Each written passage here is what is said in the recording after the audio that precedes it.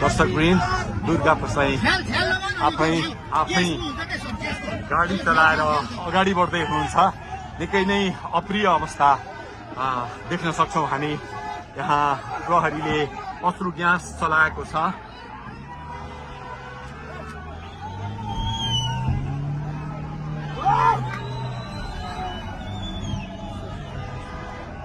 यो तीनकुनेको सडक हो, तीनकुने क्षेत्र हो। उहाँ आफै आफै गाडी चलाउँदै अगाडि बढिराख्नु भएको छ। हामी दुर्गा प्रसादसँगै अगाडि बढिरहेका छौँ। यहाँ निकै ठुलो मात्रामा युवाहरूको उपस्थिति देख्न सकिन्छ।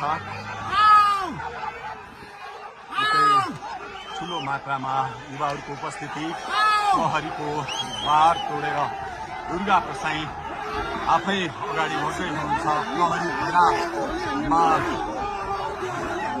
प्रहरीलाई गाडीले पेलेर दुर्गा प्रसाई अगाडि बढ्दै हुनुहुन्छ। हामी अगाडि बढ्दैछौँ। जहाँ कसैले रोक्न सक्ने अवस्था छैन। दर्शकवृन्द प्रहरीलाई दुर्गा प्रसाई पेलेर अगाडि बढिरहेको भएको छ।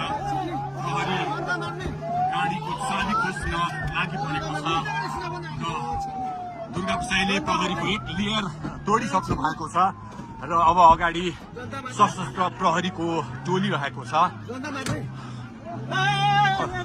उहाँ अगाडि बढिराख्नु भएको छ। यो गाडीमाथि प्रहरीले अन्धाधुन्दा लाठीचार्ज गरिरहेको छ।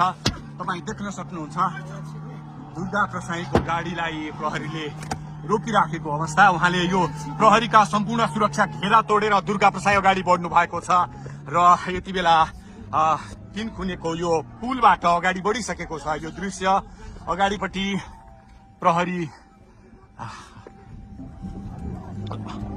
प्रहरीका यी घेरा तोडेर दुर्गा प्रसाई अगाडि बढिराख्नु भएको छ। हामी दृश्य देख्न सक्छौं।